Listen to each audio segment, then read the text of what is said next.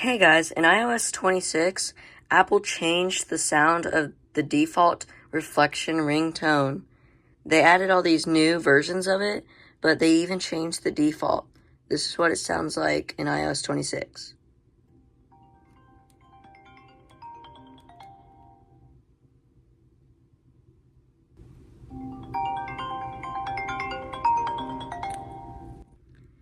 They actually changed the sound of the ringtone in iOS 17.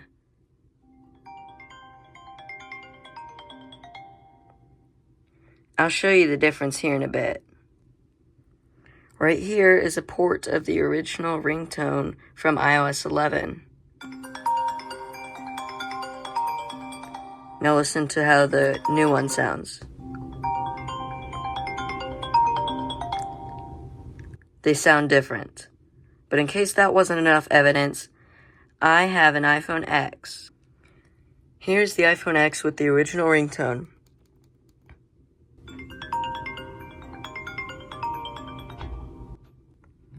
Now here's the sound of the new one. They sound different, don't they?